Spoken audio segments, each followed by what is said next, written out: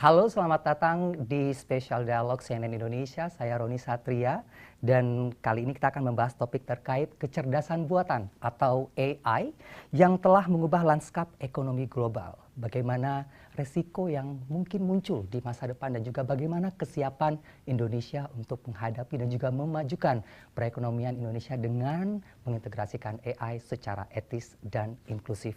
Dan untuk membahas hal tersebut sudah hadir bersama saya dua narasumber terhormat kita. Yang pertama adalah former head of the Institute for Manufacturing, University of Cambridge, Professor Sir Mike Gregory. Welcome, Professor. Thank you. And joining us, UNIDO Country Representative, Sub-Regional Office Indonesia, the Philippines, and Timor-Leste, Dr. Marco Kamiya. Thank you for being here, Dr. Marco. Thank you, Ronnie. AI is no longer a buzzword. It's the reality of today that has penetrated many sectors in our societies. I'd like to start with Professor Mike. Many see AI as an engine of economic growth, but behind it promises growing anxiety. And in Indonesia, the potential gain is huge, but so is the cost in terms of jobs. How can government strike a real balance between fostering innovation and protecting people? Well, I think one of the difficulties is it's hard to estimate really what the implications of AI are. We see quite a lot of numbers bandied around that maybe it will grow the GDP by this amount, maybe it will destroy this number of jobs. But they're very broad numbers and it's difficult to find the justification behind them. In fact, it may be while some jobs are lost, other jobs are gained with new tasks that we've never heard of before. Yeah.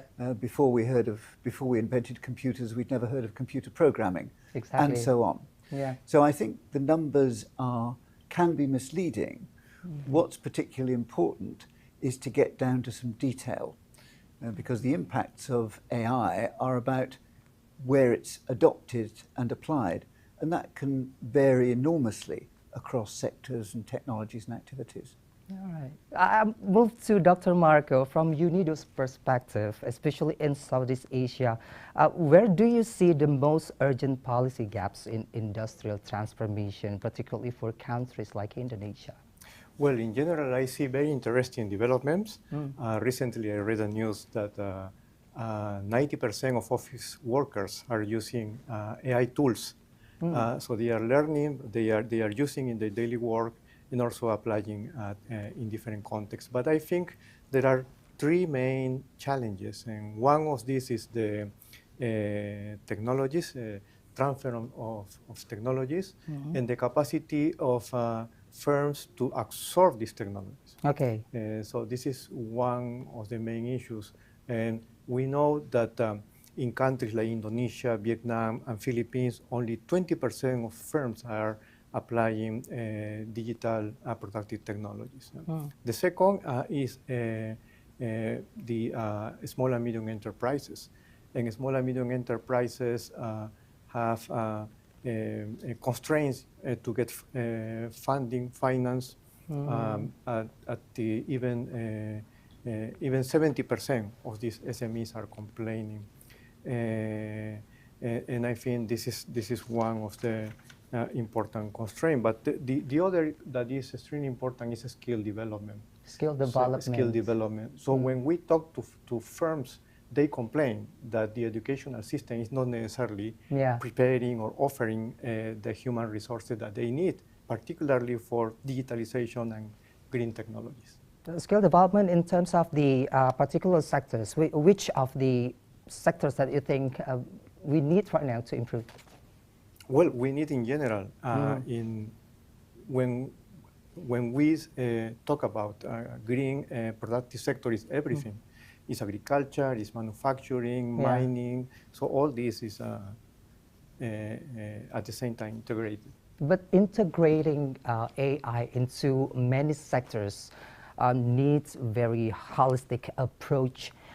Let me bring back to both of you. Do you think that globally and nationally we focus too much on the opportunity of AI and not enough of the deeper systemic risks like inequality and then exclusions and governance gaps?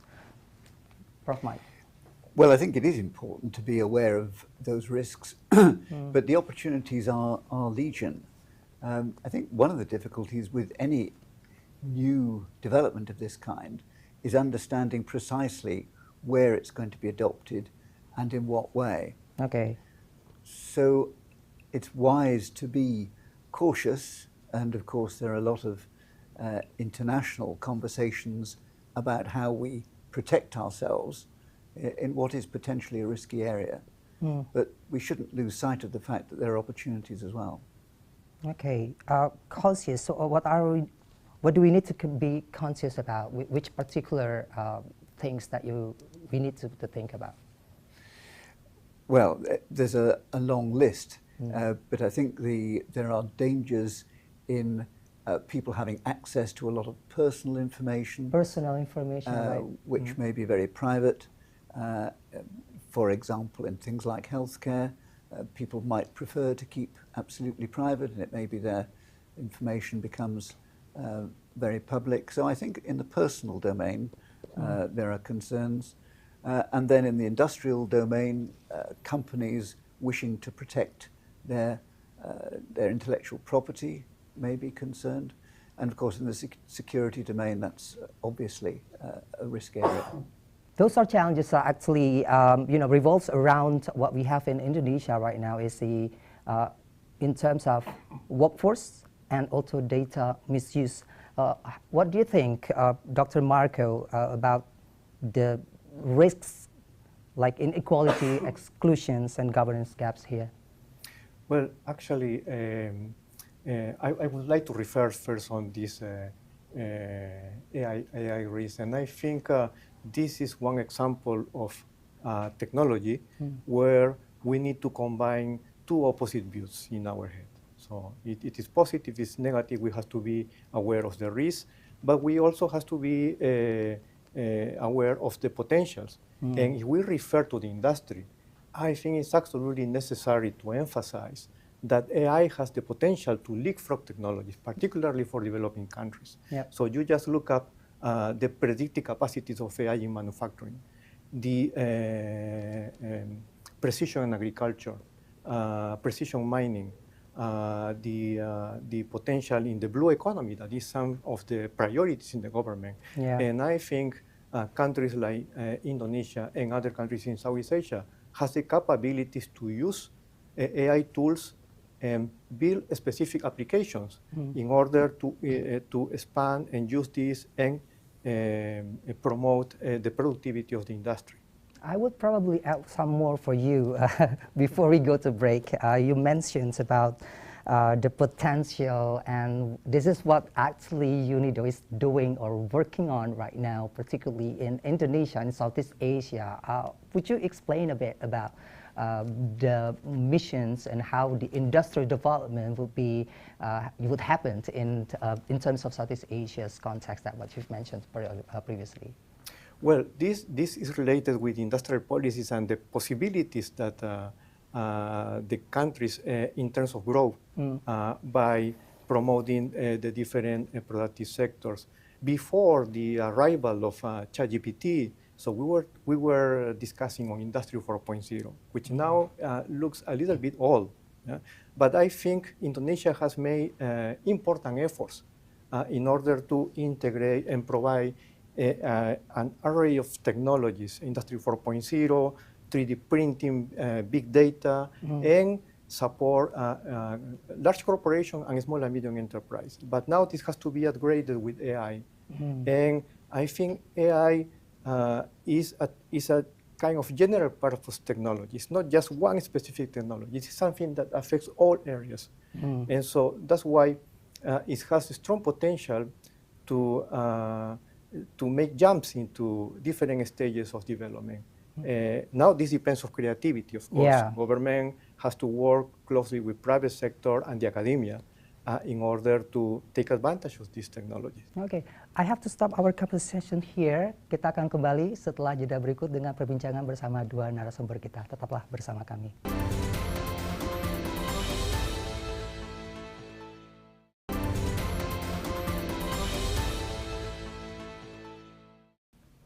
Masih bersama dua narasumber kita, perbincangan terkait artificial intelligence atau AI dan bagaimana implikasinya terhadap kebijakan dan juga langkah strategis yang akan diambil oleh Indonesia. I'll go back to Professor Mike. If we look at innovation funding, countries that lead globally invest over 2% of their GDP in research. Indonesia invests just 0.28%. What are the long-term consequences of this innovation gap in your perspective, and how can a country like Indonesia catch up? Well, innovation is important, of course, but there are a lot of things where, in order to be competitive and successful, you just need to do things better. We tend to think of innovation being radically new, but there's a lot of progress that can be made by doing things that are already well known, but applying them effectively. So I think we shouldn't get too carried away with innovation. It's not the only thing that matters. However, clearly, once you get an industry or a company to the leading edge, then it needs to innovate in order to get better and move on. Now, there are a number of areas where you can innovate. We tend to think of it about products, and exciting new products that do different things. But we can also innovate in terms of the manufacturing system, for example, by making things in new ways. And we can also innovate through the business model, the way that we make, sell, service things in new and original ways. So not all innovation requires R&D, and you can make progress without innovation. But to answer your question more sensibly, how do you raise that innovation expenditure effectively? And I think that's, there are a lot of ways one can tackle that, and there are risks clearly of not doing it. But what is needed really is a balance of research and development, but very importantly, the transition of those new ideas into companies and organizations that can deploy them. And that's often a gap that can be missed out. Heavy investments on basic science are very interesting and culturally exciting in some cases, but if it's going to be effective for the economy, those deep science investments need to be matched with implementation and technological development. I'll move to Dr. Marco. When we talk about transitions and then change, Indonesia has actually introduced a national AI strategy in 2020, but it's non-binding and lacks a clear implementation roadmap, if I would say.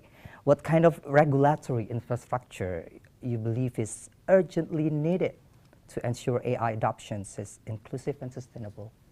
Well, this regulatory framework that is non-binding was designed before 2020. And I think with all these accelerated developments, also it needs to be updated, but it needs to be converted into a document that is binding. In order to do this, there is no formula for this because this technology is so new and there are so many dimensions. But what I can mention are interesting development, interesting experiences. For example, Jordan. Jordan is UNIDO supported the national AI strategy, and that was done with multiple stakeholders, so talking to academia, talking to the private sector and the government, but at the same time also incorporating international experiences. How is it working right now? It's working well, but like everything, it needs also permanent upgrading and flexibility. Because every day, almost every day, so we have something new. But another interesting experience is Chile. So Chile developed an AI strategy like 5 years ago. So everybody said, so why are you doing this? So this is maybe not needed. But actually, it turns out it was very useful. And now the Chilean government is integrating this strategy with investment, startups, And also they are building cloud facilities in the north, in the desert. So that's something interesting. It's not just a strategy that is there in paper, but it's something that it needs to be used for implementation. It's interesting you mentioned some cases around the world which Indonesia might learn from. Thank you for that. Let's talk about the collaboration for both of you. You both work across sectors and regions. How can governments, industries, and universities work together to close these innovation and policy gaps in a meaningful way? Prof. Mike. Industry's slightly more problematic because they're very often competing with each other. Okay. So I think there are opportunities here for universities to do more in helping to glue together industry, government, and academe. Because generally speaking, the universities are seen as reasonably independent and can be honest brokers between the others, and perhaps bring some of their international networks to assist in the links to the other organizations. So, for example, at Cambridge we have a thing called the Babbage Forum, where we bring together policymakers from different countries who are concerned with industrial innovation policy. And that's a growing network of 15 countries where people start to meet together and exchange ideas. And that helps, I think, to bridge the gaps that we were talking about. Babbage Forum that you are the chair, right? That's right. Okay, tell us more about it. Well, it has its origins in the observation that industrial innovation policy has traditionally been done largely by economists. And that's very important because they have to aggregate big data to understand what's going on at the macro level. But if you're talking about industry and technology, there really needs to be an input from engineers and people studying operations management. And bringing those people together to have more robust industrial policies seems to be a worthwhile activity. And our observation is that people are indeed keen to meet and share expertise. Okay. The same questions for you, Dr. Marco. Do you think how can governments, industries, and the university work together? This is one of the main constraints. So the technology is there, but companies or governments don't know how to attract and how to absorb and how to apply this to different industries. And I think that's one of the major challenges. But at the same time, dialogues are essential, and this is not an empty phrase. Platforms like provided by Cambridge University, academia in general, so it's something that facilitates this dialogue. Then countries, developing countries understand and know more about where is the technology, how to make this exchange, how to learn. I think this is absolutely essential in order to advance. All right, okay. Hold the answer there because we are going to break for a while. Terima kasih masih bersama kami dan kita akan lanjutkan perbincangan yang menarik ini setelah jeda berikut.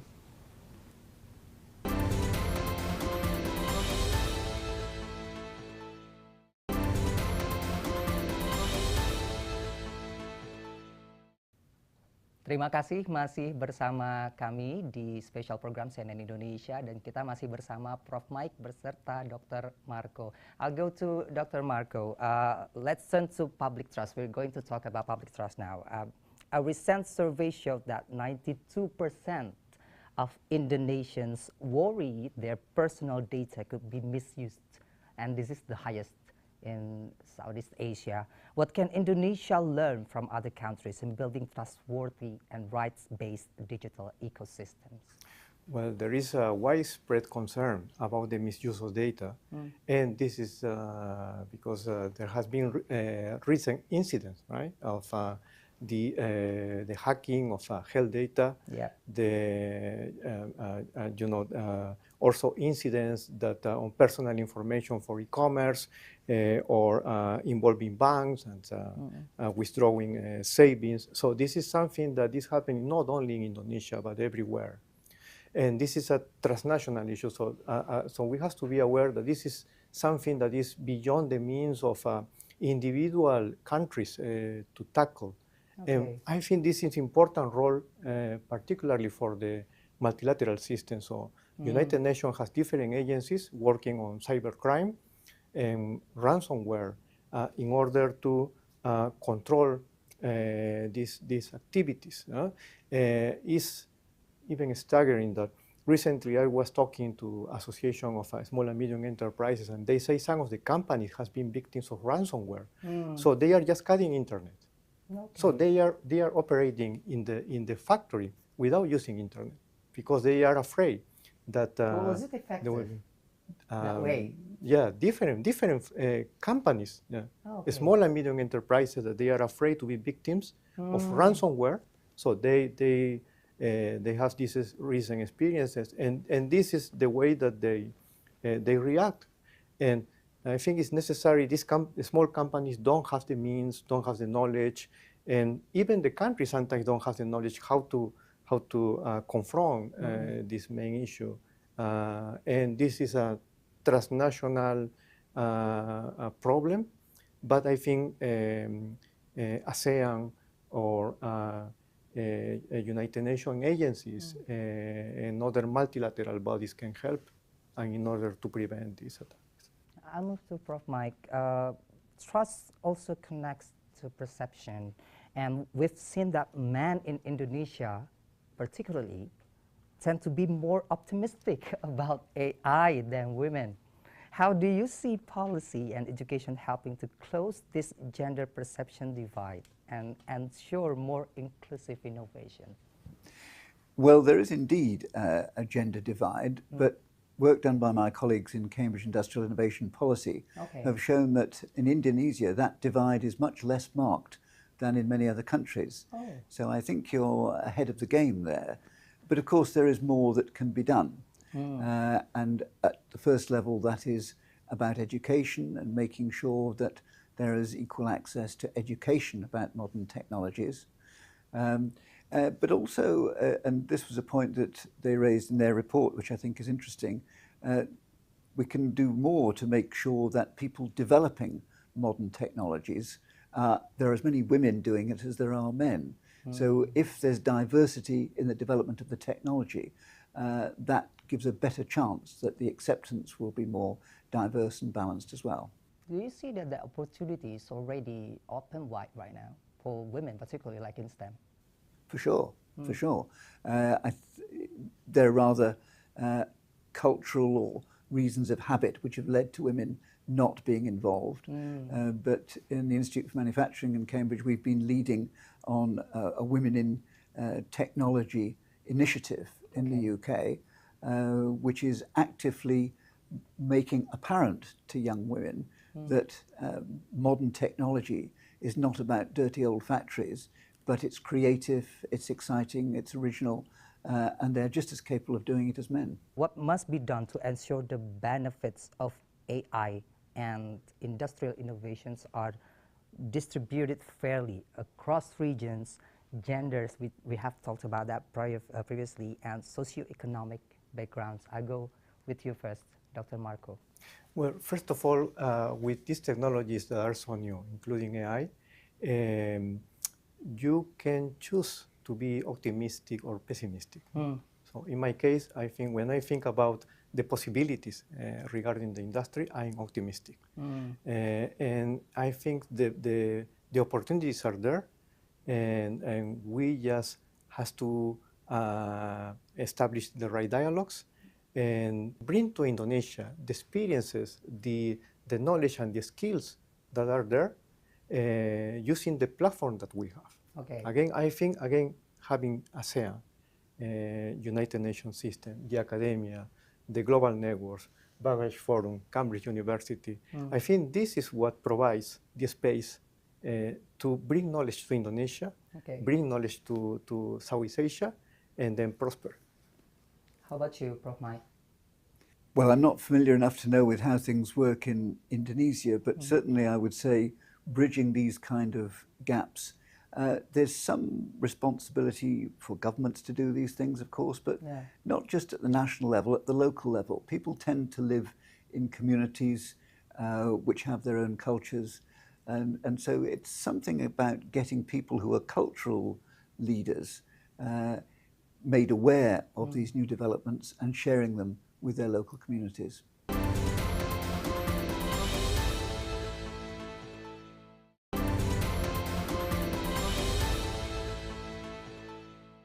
Now we're almost coming to the end of this dialogue for today, but to close, I'd like to ask each of you this: if you could recommend just one strategic policy shift that Indonesia should take today to build resilience in this AI-driven era, what would it be?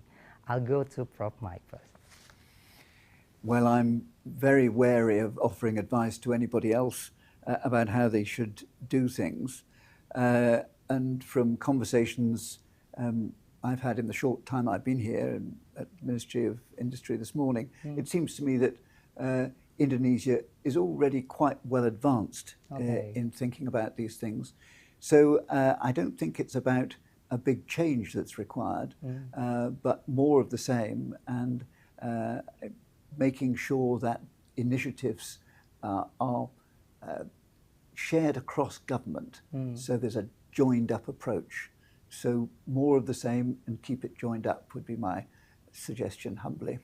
I'm sure you know about the our centennial mission, Indonesia Emas 2045, Golden Indonesia. Maybe you can just tweak it to that situation, such about how Indonesia should take today to build resilience in the AI-driven era. Well, thank you. This is a very important question. And I think in order to reach Golden Indonesia 2045, two things are absolutely needed.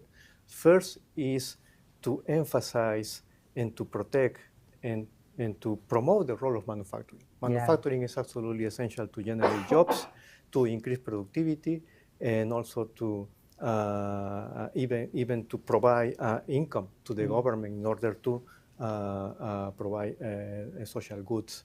No? And the second is skill development. I think people has to be aware what are these new technologies, how they can use it, and what are the possibilities. I think this is absolutely essential in order to advance. All right. Thank you so much for the closing statement for our dialogue today. Dan demikian perbincangan kita dengan Profesor Sir Mike Gregory and Dr. Marco Kamiya yang telah berbagi wawasan terkait keputusan-keputusan strategis yang dapat membentuk masa depan serta arah kebijakan digital di Indonesia, yang seperti kita dengar bersama juga bahwa menghadapi era baru ini bukan sekadar soal menerima kehadiran teknologi baru, tetapi juga membangun kepercayaan publik, mendorong inklusivitas ini yang terpenting, dan memastikan inovasi benar-benar berpihak kepada kepentingan publik. Saya Roni Satria, terima kasih telah menyaksikan program spesial ini dan sampai jumpa. Thank you so much for your time. Thank you very much.